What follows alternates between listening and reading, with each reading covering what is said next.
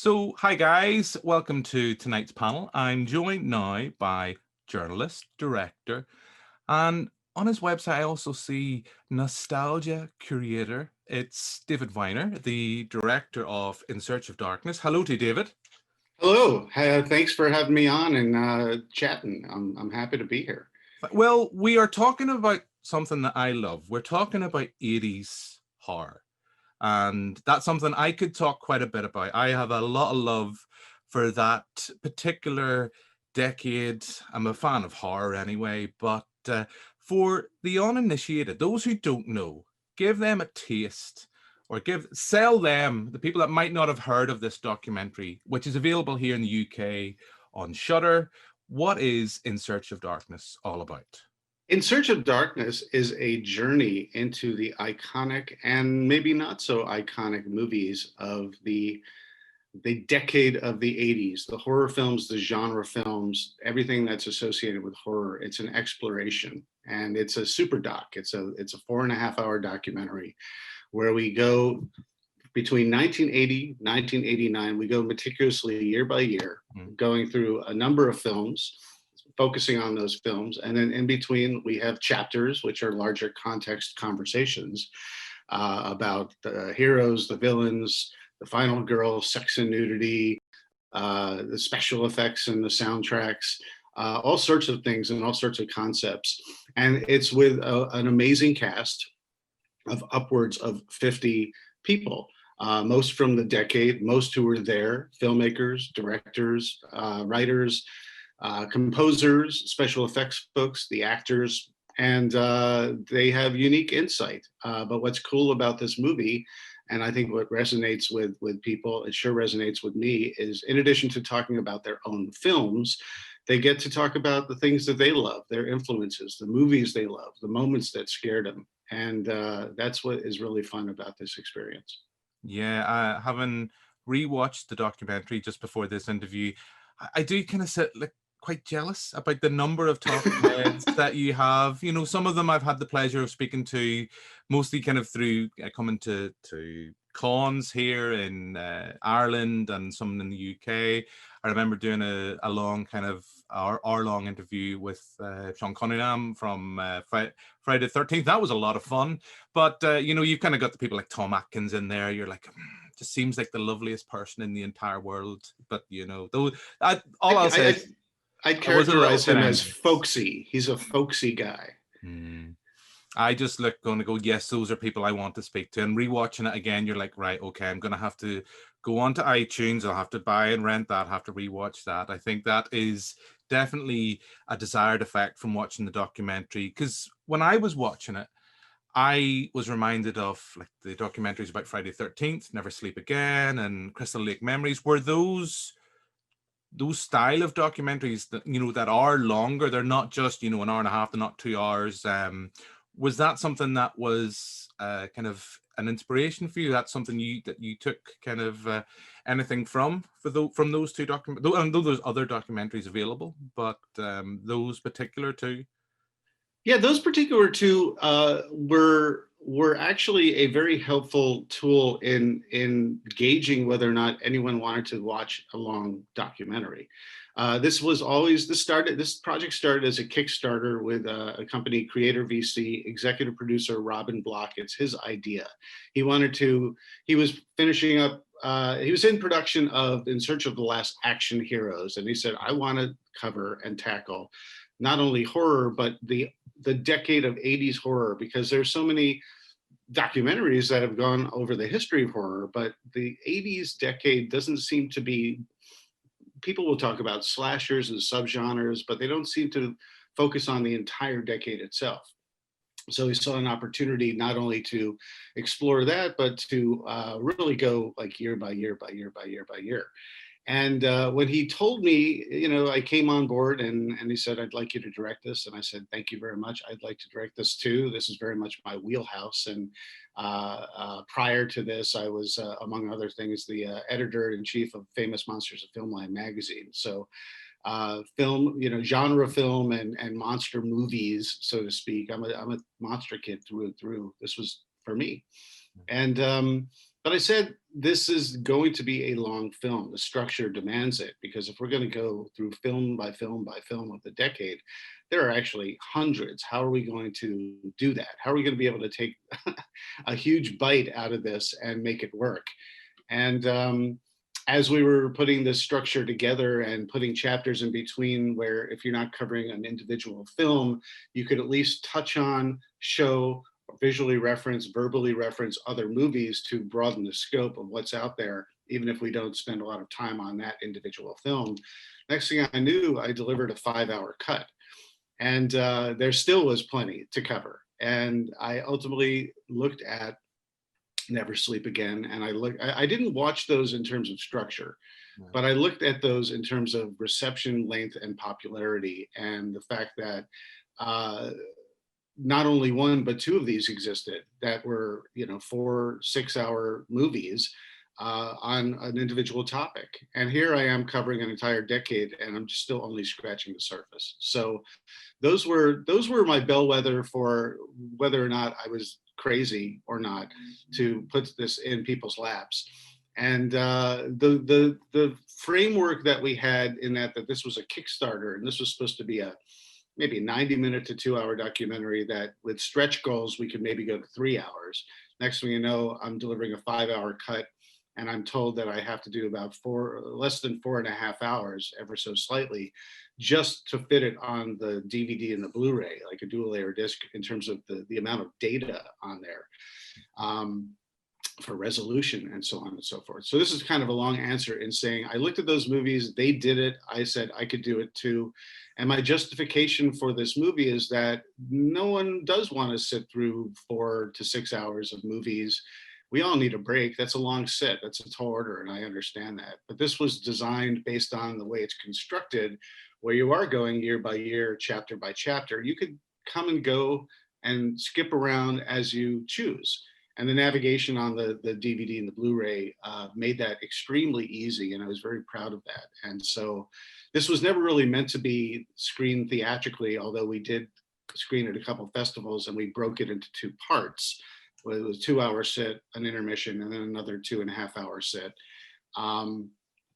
But the greatest compliment I've gotten with this movie is the people who are enjoying it. They say that it flies, and they didn't realize that 4.5 hours went by until they were done. And then they thought to themselves, I could go for another 4.5 hours. So, let's do In Search of Darkness Part 2. I see what you did there. I see how you did it. You kind of jumped ahead right to the next one before I'd even got there. But I do want to come to In Search of Darkness Part 2, because I see you have Tom Savini in that, and I absolutely adore that man. But at what point, just going back to kind of, you mentioned there Kickstarter, and I think if I heard you right, you said at one point this was going to be like an hour and a half, kind of 2-hour possibly document. At what point did you realize, like, was it day one when you kind of realized this is not doable in that particular kind of time? At what point did you realize that, yeah, this is going to be clocking in around, you said initially that the 5-hour cut was there, but at what point did you think this is not doable for the hour and a half kind of time scale? Day one, I outlined it. I mean, I didn't say, well, we're going to interview a bunch of people and see what we get, because there's so much ground to cover. There's so many topics and subgenres and concepts and controversies and just interesting stuff. I mean, it's just such an imaginative era. I mean, and even like if you want to incorporate, which is what we did, whether it's the box and the poster art or the video store experience and the explosion on cable television and just the home video revolution, that all plays a very strong, important role in this story. And so I outlined it. And as soon as I was saying, well, how many movies, I did a mathematical equation. I said, if we spend this much time on each movie within each year, and we only do the years, we're already at 2.5 hours. If we do, X amount of movies at 2 or 3 minutes each. Not that we were going to adhere to that to the T mathematically, but I just said, look, we're already 3-hour movie, and we don't even have the chapters in between. How are we going to do this? And I approached the second movie the same way. But and I failed the same way. I delivered another 5-hour cut, but there's just so much material, and I ultimately made a very difficult decision, but it was a decision to make it more manageable, and that was to focus for In Search of Darkness Part One, which at the time was the only In Search of Darkness. There was no two planned. To focus on North American horror films. As much as I love Italian horror and all these other movies from around the globe, the only way that I could make this a digestible, manageable story to tell was to unfortunately omit, the true horror fans, some of their absolute favorites. But I really felt like it was going to be wildly unfocused if I didn't at least make that choice, popular or unpopular. But it does lead into the fact that when we did get an opportunity to continue the story, not only was it something that I wanted to do, it was something that I got to listen to the audience and the fans of the first, who said, I really love this, but where the hell is Fulci? Where the hell is Dario Argento? How come Bad Taste isn't in there? Where's Tetsuo the Iron Man from Japan? And here was an opportunity to yet again scratch the surface, because there's still so much to tell. But at least I could now broaden the scope and have the comfort and flexibility to do that. And even some of the more deeper, eccentric and eclectic films, and some of the lesser known franchises, and incorporate that in this ongoing story. So that, I suppose, then does bring us to In Search of Darkness Part Two, which you said is going to touch into that and kind of move away from just the American box office. You've mentioned Italian. You've got a bit of Peter Jackson in there with Bad Taste, etc. So how important for you in this one, was it then? I know you've kind of almost answered that question already, but In Search of Darkness Part Two, to be able to broaden that out, and also I suppose bring in audiences from In Search of Darkness, or potentially even American horror audiences, and bring in those European markets, the British market we have here, bringing those films and making people more, maybe possibly more aware of those. This movie, I kind of had a mission statement for this film, for In Search of Darkness Part Two, and that was to focus on sort of two key elements while telling the story. One is the curation element. There's a whole new generation that I've discovered is seeing these films for the first time, but there's, like I said, there's hundreds, and they don't know where to start. So curation is absolutely important in what I've seen, and I'm sort of getting tangential here, is that now that it's around Halloween, people are using this movie for their list of films to see for spooky season.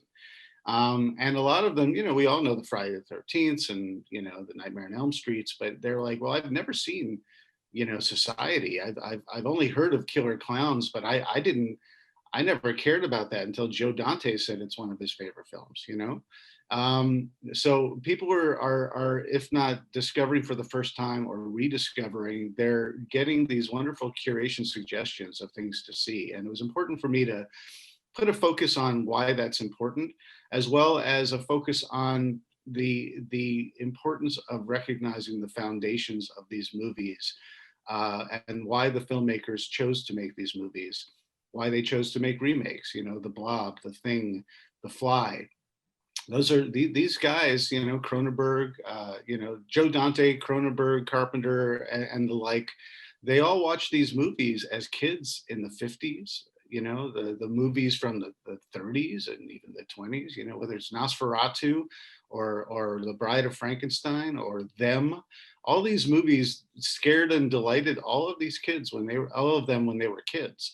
And they incorporated it either directly or indirectly in their own filmmaking. And so there's a cycle that's going on that impacts the people who were part of this whole decade, whether it was their career path or whether it was their creativity. It all kind of plays in. And because there's so much, I felt it was important with our film, to draw attention to a lot of the stuff that's out there that not only was a reaction to the horror of the 70s and the 80s, but we reacted to the reaction, and it became this snake that eats its tail of horror, where everybody wins with the greatest stuff imaginable that you could either see on the screen or at the video store. Did I even answer your question? I'm not quite sure.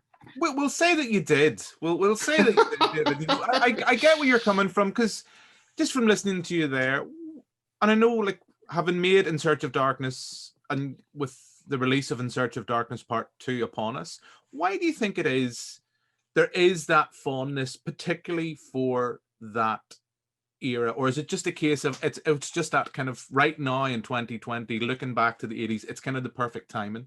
You know, that, you know, there's people of our age that now absolutely, and older, absolutely adore that time period, and the amount of, like, when you look at the kind of films that you mentioned in the first documentary, and the films that you will undoubtedly mention in the second documentary, that people have such fondness for them. Like, I've always kind of argued, for me anyway, it's just a really creative time period in cinema, and particularly in the horror genre, when it became mainstream.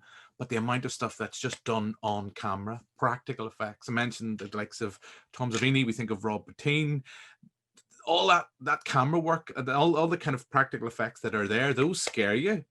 And then when you see kind of like in the kind of later, not so much in the 90s, but well, there's some terrible CGI in the 90s. There's some terrible CGI in the 80s, but you know, when you see now, like, I know in the first documentary you drew parallels between the Carpenter's thing and then the remake of the thing. Right. But, you know, but why do you think, you know, I know it's a loaded question and we could probably talk quite a bit just on that, but why do you think there is such a love, particularly, it seems, for that particular era?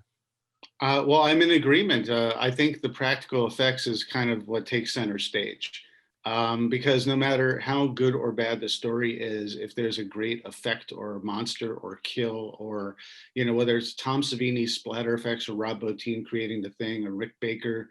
I mean, for me personally, Rick Baker's American Werewolf transformation is what just rocked my world and made me really, between that and Halloween, those are the two movies that made me really zero in on that era of horror filmmaking. Because up until then, I was a monster kid. I did read the pages of famous monsters, and I loved Dracula, Frankenstein, the Wolfman, you know, whether it was in a Universal horror film or a Hammer horror film. And all of a sudden now I was very interested in the movies that were playing to me. But I think a lot of people who are not as well versed in the genre also connected with the slasher genre, which was very potent. But there was so much imagination. You look at how Nightmare on Elm Street changed the game to a certain degree. That wasn't a slasher film at all. That's arguably that's a fantasy film with horror elements, if you want to look at it that way. You know, it's a fictitious character that kills you in your dreams. You know, that's obviously not based on reality, but you have plenty of slasher blood, guts, and kills. So there's a different approach between that and Pumpkinhead and Monster Squad and The Thing, which is a monster from outer space. You know, that much like the xenomorph in Alien, changes form and is unpredictable. These captured our imagination like nothing else. And with the practical effects that are tangible on screen, whether or not they were incredibly convincing or they looked like a rubber monster, characters on screen are reacting to something that's in the room and it's palpable. And it's very different than how things evolved with the technology and the presentation of CGI, which doesn't necessarily have to be vilified. If I've learned anything over these films that I'm making, it's that there's a way to have it both ways. It's just there was a growth spurt and a learning curve that was very disconnected with perception when it came to CGI. And like you said, we could talk for hours on this, and I won't get too down the rabbit hole. But you know, a lot of people think, well, you know, say take Jurassic Park, for example, you know, that kind of changed the game. And then everyone said, I want that. They can have dinosaurs. I want dinosaurs too. I want aliens. I want monsters. And it's all going to be computer animated. And what they didn't realize, because Steven Spielberg and Stan Winston created the ultimate magic trick of misdirection and deception. And there's actually a lot less CGI in Jurassic Park than you think. Most of those are giant puppet dinosaurs that Stan Winston created incredibly realistically. But because everyone said, oh, there's a giant brontosaurus walking, they all must be the same way.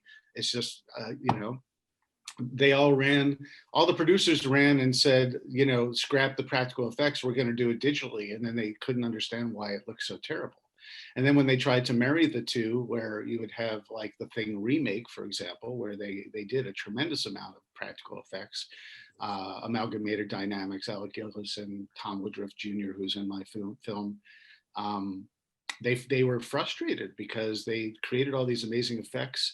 The producers wanted more digital effects. They tried to find a balance. It didn't work. So they scrapped most of the practical and they did mostly digital, but they still kept a hybrid, and it just wasn't a proper plan. And we all looked at it saying, wow, that could have been a good prequel, but it wasn't. And we all kind of understand why.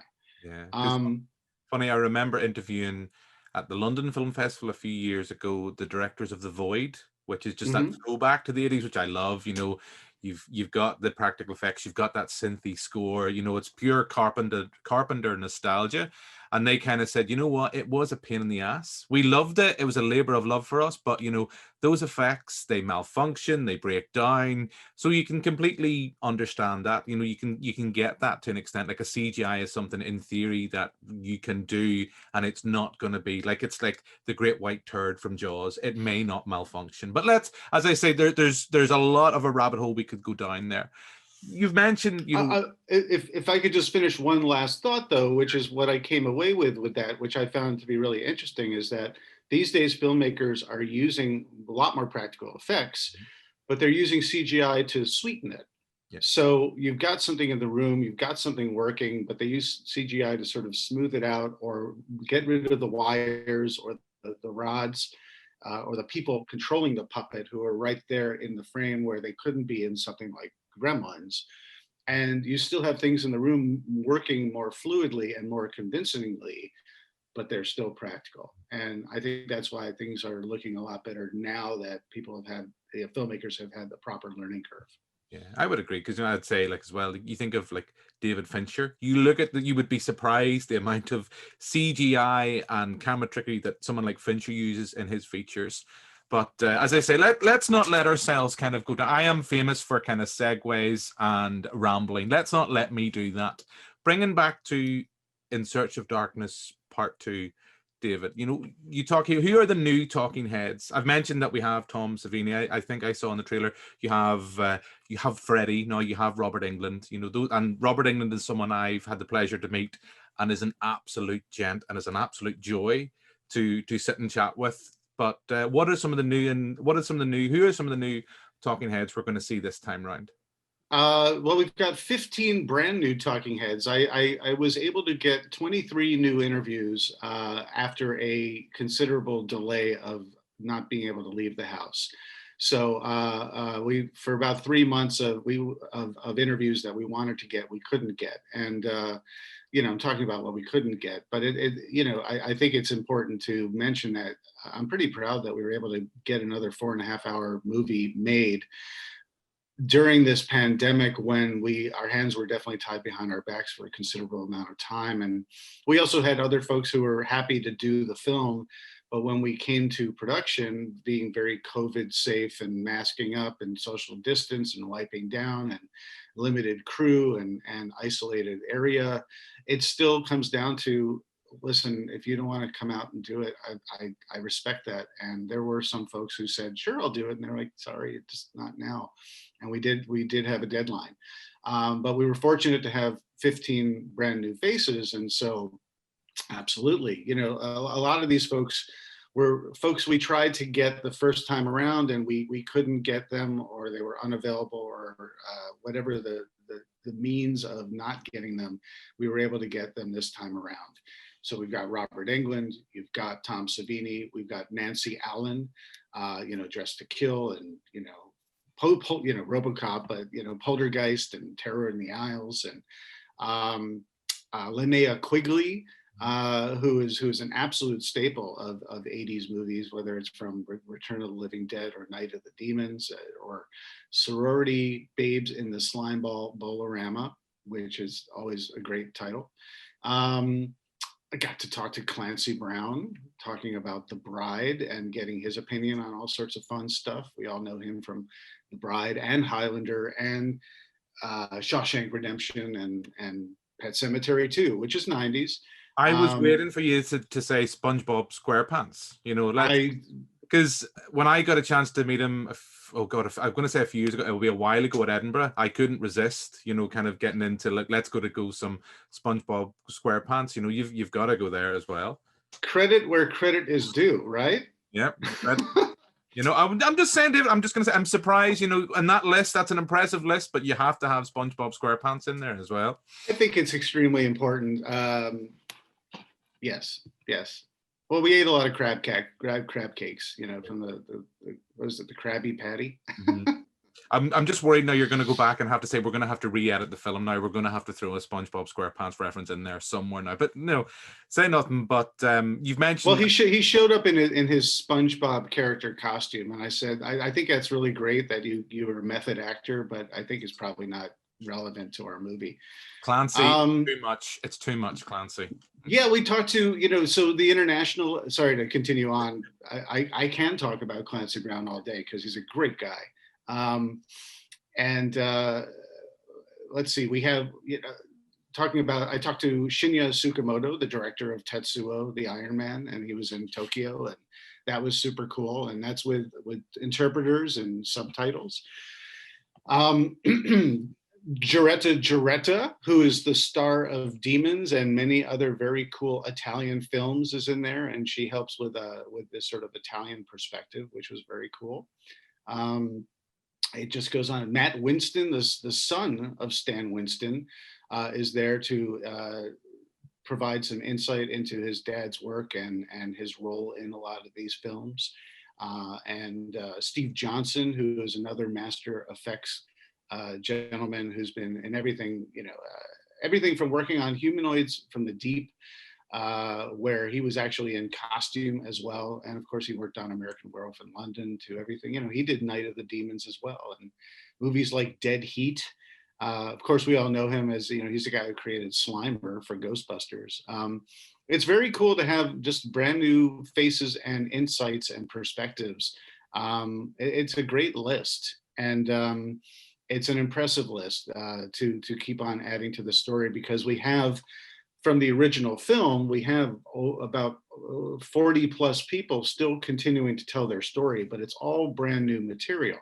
It's all unheard of stuff. Every interview where I sat down with someone, I sat down with them anywhere between 1 or 2 hours or more sometimes. I mean, Robert Englund, I went to his house and we sat down for 3 hours. It's a wealth of amazing material. And so we can continue the conversation with everyone like John Carpenter and Barbara, you know, talking about Prince of Darkness, you know, Barbara Crampton and Jeffrey Combs, the late, great Stuart Gordon. There's some really wonderful material from him that I was happy to put in this film. Joe Dante, Mick Garris, Caroline Williams, Kane Hodder, Bill Moseley, Cassandra Peterson. I mean, it's just a laundry list of wonderful, wonderful folks. You mentioned there, and I think I picked you up right, you talked about there about having to film some of these in the current pandemic that we're in. You know, in terms of film, I know you kind of touched on that, but just how much of a kind of that effect kind of when you were going in, and you kind of mentioned there about kind of social distance, you've got social distance and you've got interviews. Like at any point, because I haven't seen In Search of Darkness Part 2, or you know, because Zoom has become my go-to medium right now. I can't travel as much as I would have before. So that, I mean, is Zoom something you incorporated into that, or are you traveling physically? Is that something that you wanted? Physical, yeah, we did not want Zoom because the quality of the image, it's not the optimal quality for a documentary, and thus we were unfortunately unable to interview certain people because they said, well, I'd be happy to do it on Zoom. And we, you know, reluctantly had to say no, even though that option was available to us. Some of these folks, I would use a remote crew. I did not want to fly because this was definitely when that was much more of a cagey proposition. More people are flying now and taking the proper precautions. And I understand that and respect that. But at the time, I was like, you know, when I did In Search of Darkness Part 1, I went to Pittsburgh And in the same day, I sat down with Tom Atkins and Doug Bradley, and they said, well, you're going to interview Tom Savini too, right? And I said, well, no, he said he wanted to do it, and we've been trying to lock him down, but he's in Ireland right now. He's just constantly moving around, and it was hard to pin down. This time around, it was literally, he said, I want to do this. I saw the movie. I loved it, which is very cool. He looked at it and he said, why am I not in this? And I said, we tried to get you in it. He's like, well, I definitely want to be in this. This is really fun. And so the same local studio, which he is very close by to, we arranged it. And within days, he sat down and we talked to him. Shinya Tsukamoto, we got a local crew in Tokyo to shoot it. And so some of those interviews we did that way. We shot a lot of stuff in Burbank, California, Los Angeles, which is very close to where I am. And we had our own sound stage where it was just us and nobody else. And it's intimate yet big enough where people come in, they can do their thing, social distance, keep our distance. My cameraman, Akte Ordabasi, did a great job. He had his mask on the entire time. I would sit down and I'd sit probably about 12 feet away from everybody, and we'd be masked up until we would sit down. And then once we were ready to go, the masks would come off, we'd have our conversation, and the masks would come back on, wiping things down, all that kind of stuff. Just trying to do everything we could to be normal. Trust me, I mean, I'm in the process at the minute. We have a TV show here in Belfast, and we've been off air. We've been doing a lot of stuff remotely, and now we're in the process of, like, we need to come back in. So all the stuff you're talking about there, I completely get. I know kind of all the thing, and it's trying to get people back to come in and down to talk. One of the questions I wanted to ask, and I'm going to be hesitant about it because we've been talking for a bit now, but how do you approach just chatting to people about, say, John Carpenter, talking about films that they've talked about probably umpteen times, Clancy Brown talking about things. So I'm in the process, I'm aware I've been doing an interview with you now, and I don't know how many other times you've asked the same questions before, but what's your approach to that, to kind of get them to get those, what I always look for, those little nuggets, those little things that you might say, well, I haven't heard that before, or kind of to try to get them to open up maybe in a different way where it becomes the copy paste approach answer. When you could hear, say, someone talking about working on Halloween, working on An American Werewolf in London. What do you have a kind of thing in mind, or is that Yeah, absolutely. I mean, I think that's a very good question, because as a journalist, you're always looking to get something that's unique or original or a little bit different than the rote autopilot response that is very easy to get. And what's really fortunate about these projects is that these aren't, first of all, we're not at a junket where the talent is experiencing psychological torture, sitting and talking to a rotating, phalanx of journalists asking the same questions over and over and over. And I've been one of those guys. I've been one of those peeps. Yeah, it's psychological torture. They've got to pretend it's new every single time, and you can see the fatigue on their face. I'm very conscious of that. From my Entertainment Tonight days, that's where I really sort of zeroed in on how do you get a unique interview from someone who's been saying the same thing over and over and over and over and over. And what's really cool about this project is that we arrange all of the interviews, and it's just for us.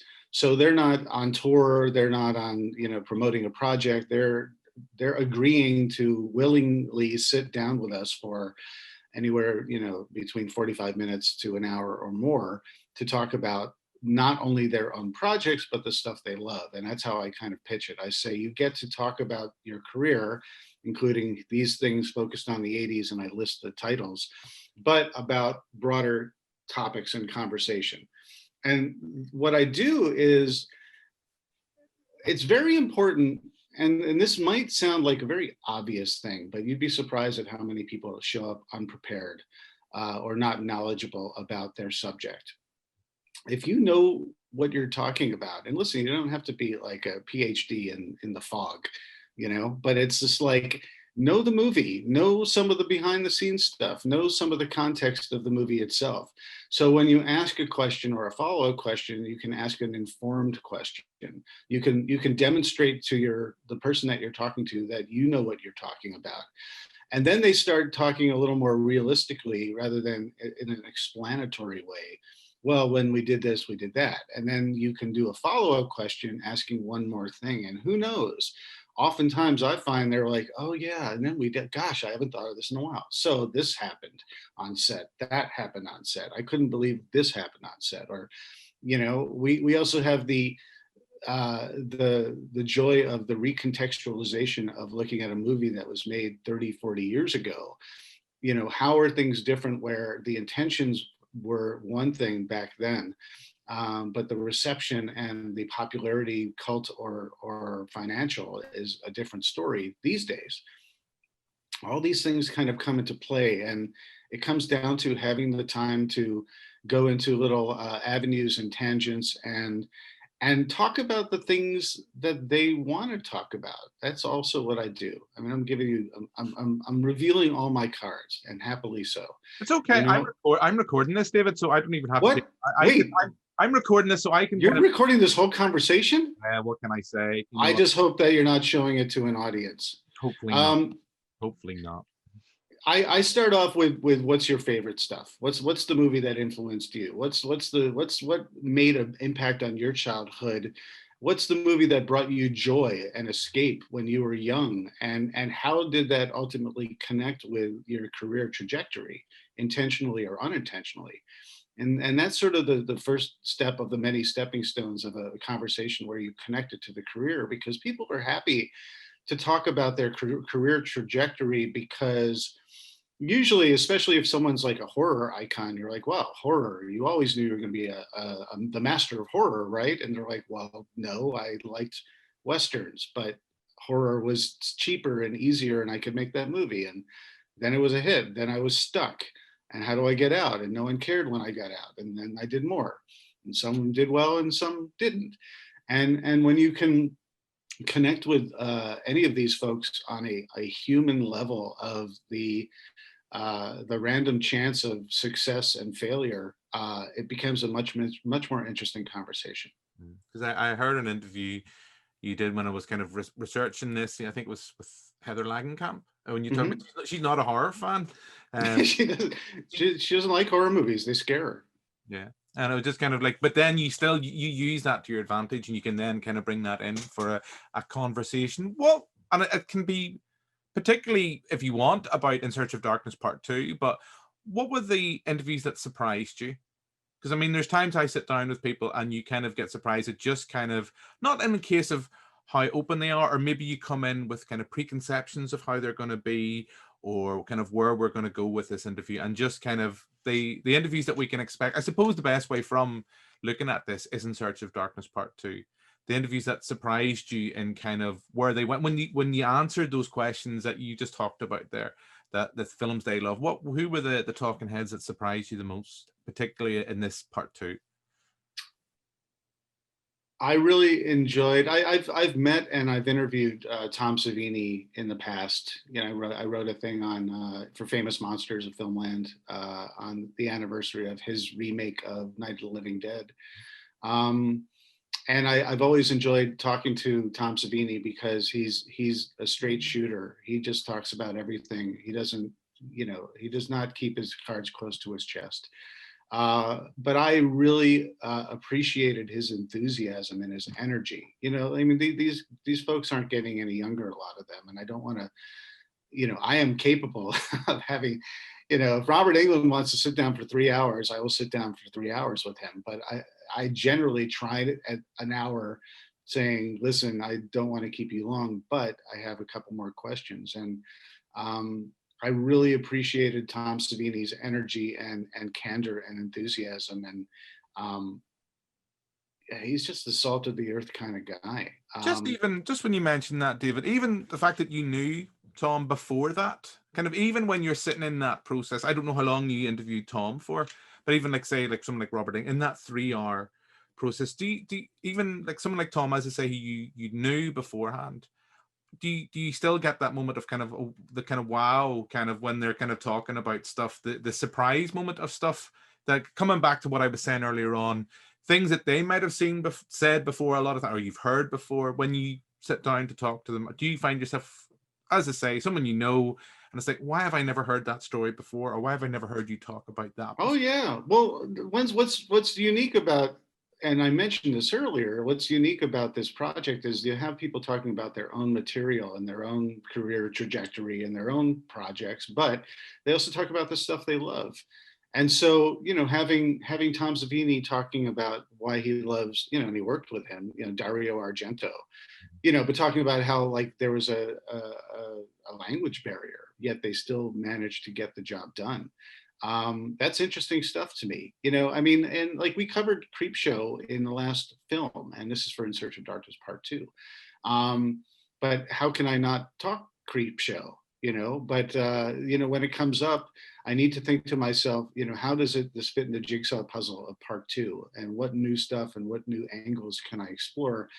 Because I've got Tom Savini right here talking to me, wanting to talk about Creepshow, and he's saying, well, this was a magnificent opportunity for me, Tom Savini, because I didn't just have to do blood and guts. Now I could do more. Now I could do creature effects. I love monsters. I loved, the creature from the Black Lagoon as a kid. So now I get to do Fluffy, but I don't know how to make Fluffy because it's got animatronics in it, and that's not my forte. So I got on the phone with Rob Bottin, and he's the first person to give credit where credit is due, whether it was Dick Smith, his mentor, and how he bowed at the altar of Dick Smith, and who did The Exorcist and The Godfather, and it's just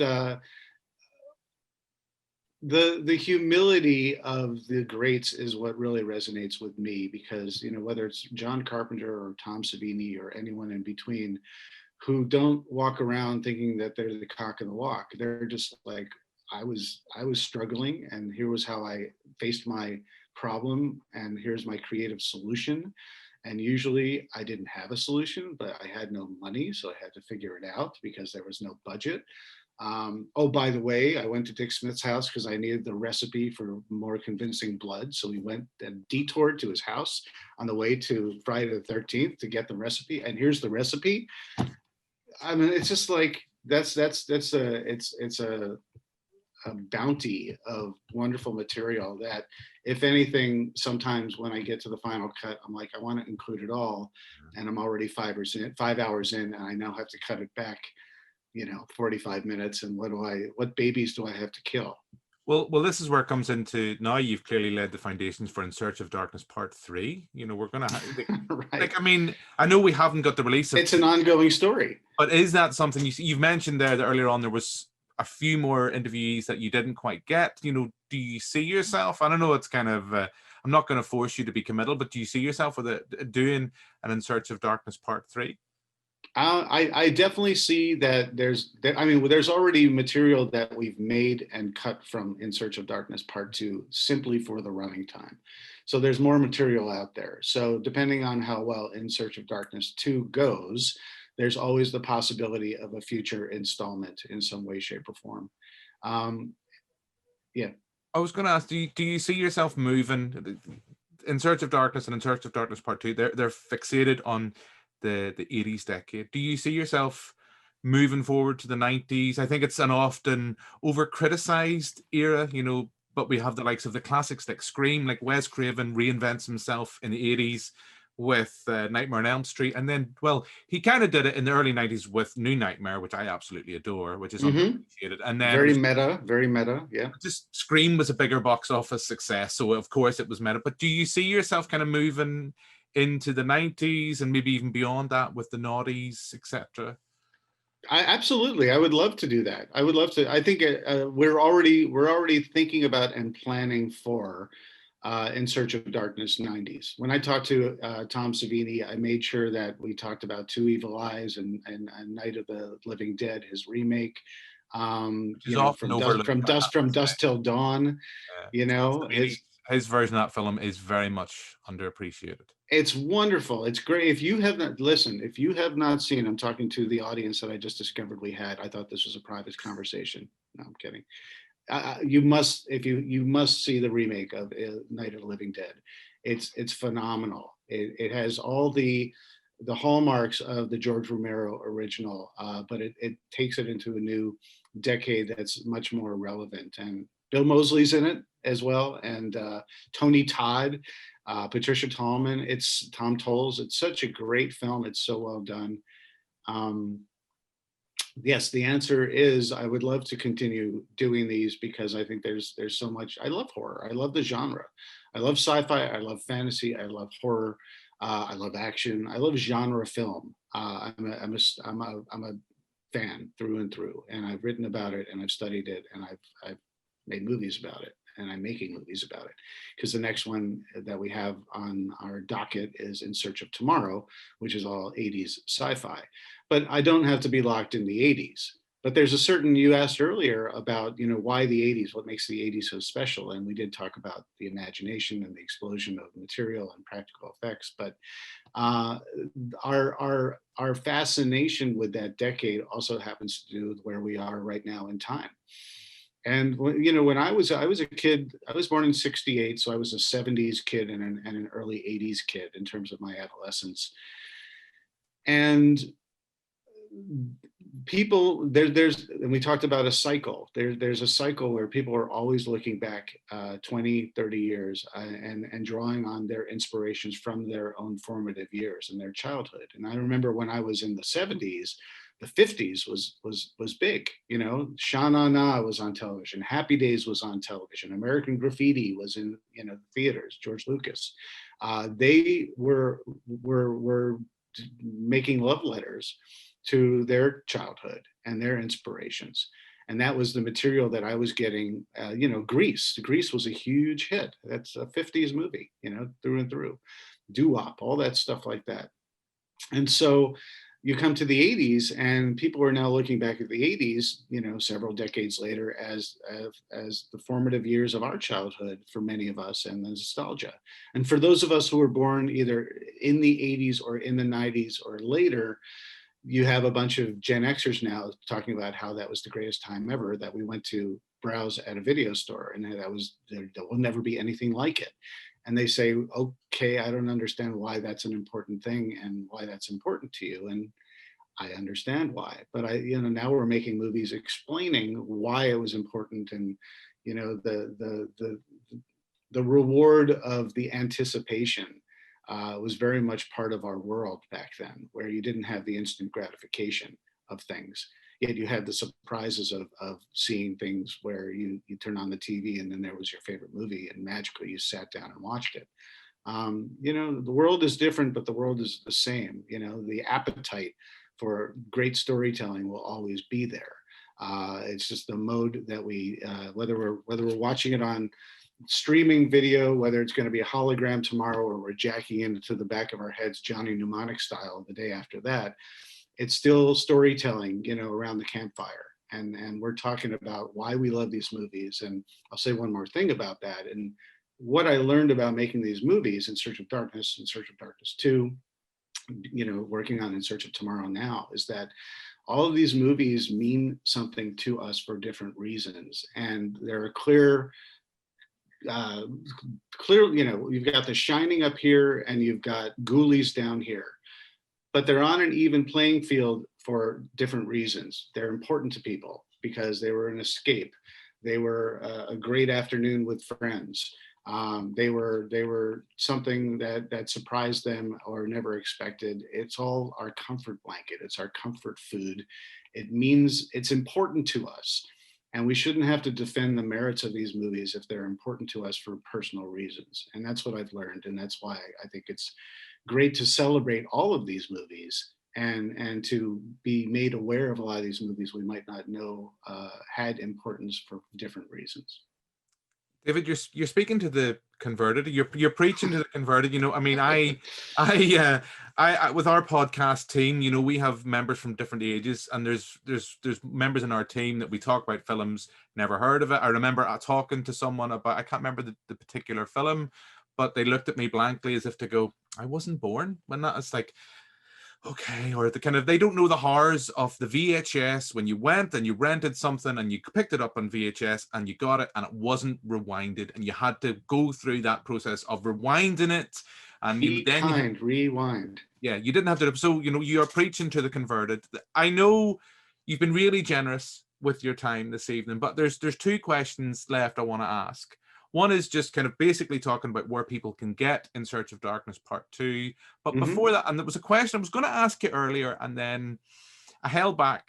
And it was just kind of you reminded me of it there when you were talking about kind of like the idea of physical media and stuff. How important is it that In Search of Darkness and In Search of Darkness Part 2, they were available, you can pick them up on Blu-ray and DVD? Because in many ways, from listening to you earlier, that put a constraint that it had to actually fit on a Blu-ray disc, a DVD disc. Had it been in this age of digital, you could have made 7 hours, 8 hours, you could have made it 10 hours if you so wanted. How important was it, the physical media, and then I suppose the artwork, etc.? Because I know with yourself you do variations on that as well. I mean, how important was it to have that physical media as a platform for In Search of Darkness and In Search of Darkness Part 2? Well, I think the audience we're catering to collectively is an audience that likes to collect. I actually didn't mean to say that as a pun, but no, you're okay, because you're looking behind me. I mean, I'm that person as well. Yeah. People love to hold these things in their hands. It's an important element to them. It really is. I'm the same way when I say people. I mean, I'm one of those people. We do, it started out, like I said, as a Kickstarter, and there are limitations to manufacturing when you're fulfilling it yourself, and just the cost of shipping things, and one disc versus 2 disc sets. All these decisions weigh heavily on the decision to fulfill a movie. The movie versus the product sometimes are at odds with each other in terms of the idea and what you're capable of versus what you're capable of delivering. And we found that, especially when we were talking about digital copies versus physical copies, our audience very much wants a poster that they can hang on their wall, a pin that they can hold in their hands, a soundtrack they could download, and a movie that they could put on their shelf or put on display next to the TV. A friend of mine does this, and I do it too, because I'm stealing your idea, buddy. He literally has a little sort of wire frame that you would lean a picture on next to his television, and when he pulls out whatever he's watching, he puts it on display like he's at his own video store. And I just said that brings in a whole warmth, memory, sense of a certain time that doesn't seem to exist anymore. And that tiny little gesture carries so much more nostalgic weight, simply doing it for yourself. How fun is that? So the answer to your question is, people want something to hold in their hands. And people have... I might steal that idea. I like that idea. Please do. I think it's great. Well, Lon Strickland, who that's my friend, who very talented guy, who's also one of the associate producers on the film. That's his idea, and people will like to hold these things in their hands. I want to address a point that you mentioned, where you talked about a film and you got blank stares, and they said, well, that was before I was born. That's part of the mission statement of this movie. It's very important to demonstrate to people. I think I'm getting tangential here, and I'm stopping myself in the middle of sentences, but they're different. It's not a generational thing. It's a personality thing. There are people who are interested in what happened in the days before they appeared on this earth. And there are people who are not. There are people who are just like, well, what's in front of me and what's convenient? And there are people who they hear something once, twice, third time. If they haven't done it, they kick themselves. They're like, I've heard this 3 times now. Now I must investigate, whatever it may be. I'm that type of person. If I hear people talk about it more than once, I want to know what it is. Whether I consume it or not is a different story, but at least I want to know what they're talking about because it's something that's out there in the zeitgeist. So it's very important with looking back at a decade of horror that there are movies that came out way before that inspired that decade. And there are movies that came afterwards that were influenced by the decade of 80s horror. And the filmmakers today are all doing, very, very obvious nods to a lot of that filmmaking while also trying to carve paths of originality. And so I think it is very important to seize any moment and opportunity to pass this along in a curated way, in some way, shape, or form, to the next generation, saying, I know you're overwhelmed. I mean, the fact that as I get older, and when I would work at Entertainment Tonight, and I'd work with people in their 20s who'd say, I know I need to see Pulp Fiction. I know I need to see Star Wars. I know everyone loves them. I know. I just haven't seen it yet. Well, I was the same way with, like, Casablanca or Citizen Kane. I went to film school, and I didn't see Citizen Kane until I went to film school. I had to be, and I enjoyed it. It's one of my all-time favorite films now, but it was one of those, like, I know, I need to get to it. I need to get to it. It's important to direct new generations to great films and explain why they're great or why they're important to you. And it's obviously up to them to sort of carry that torch and pick up the mantle and decide for themselves. And it's also important not to raise their expectations by your excitement. I would agree. Context is key.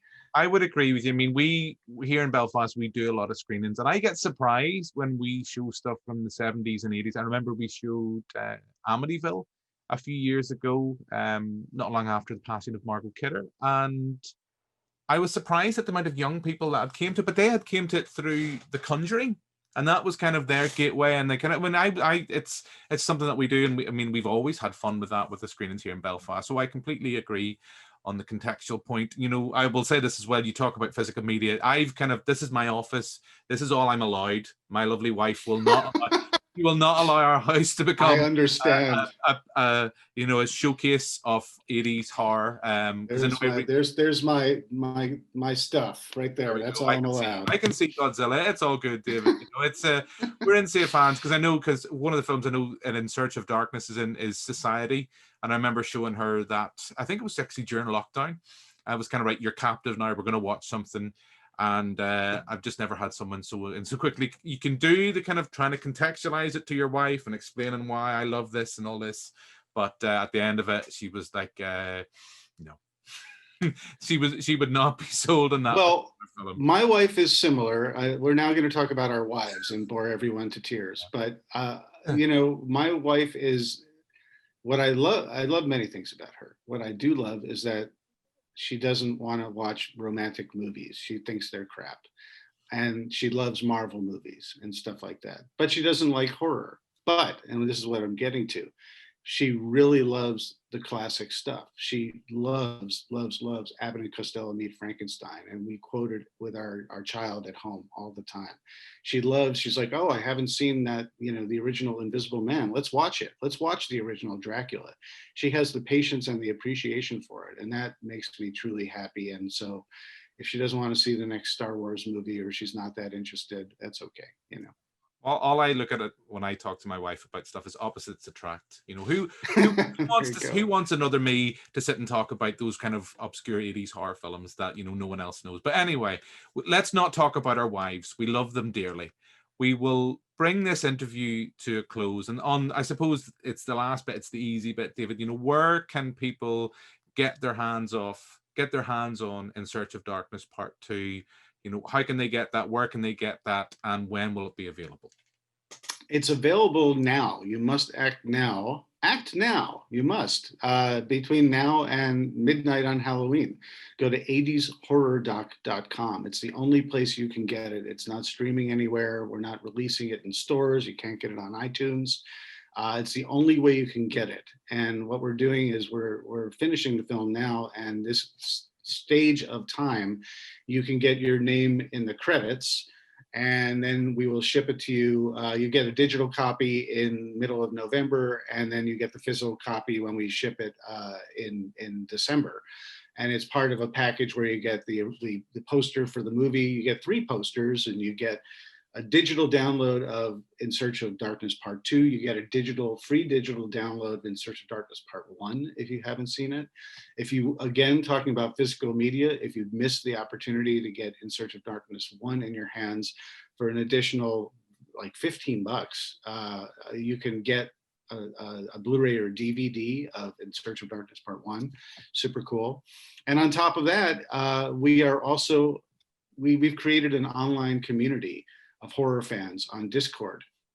And you get a 12-month pass of access to chit chat with like-minded fans. And we do weekly, every 2 weeks, we do Q&As. We have a watch party, and we have a Q&A with some of the great names of horror. I mean, the first one we did was Reanimator, and we had Jeffrey Combs join us.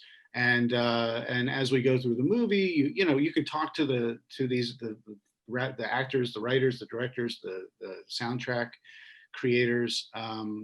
We are basically expanding this experience of a documentary into an opportunity to connect with fans and continue the dialogue and connect with the people who are as equally passionate as you are, in a very welcoming, non-judgmental, non-cynical environment.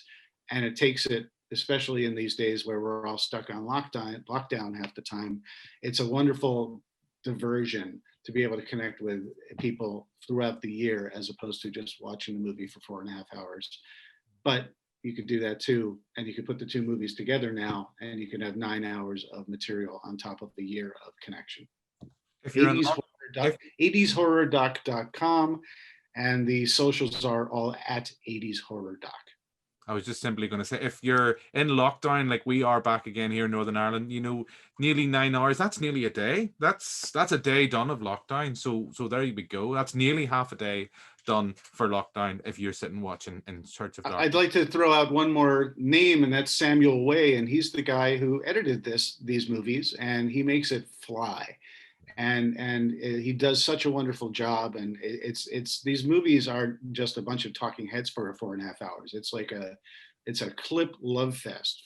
You see so many of these movies, you see the posters, you see the trailers for these things, you really get enveloped into why all this stuff was so fun and entertaining. And people have said that they watched this movie over and over and over. That was a big surprise to me. I figured one and done, maybe two. But people sometimes they're watching it over and over directly, or they're putting it in the background and gleaning information and material and wonderful fun anecdotes over and over again. And that brings a big smile to my face, that it's making such an impact on people and their happiness and nostalgia. Fantastic. I don't think I can really go anywhere further with that. And that's just a lovely note to finish this interview on. So thank you very much. As I say, you've been very gracious with your time this evening. So thank you very much, David. It's my pleasure to be here, and thanks to you. I really appreciate getting the opportunity to spread the word and talk about it. And thanks to everybody for their interest.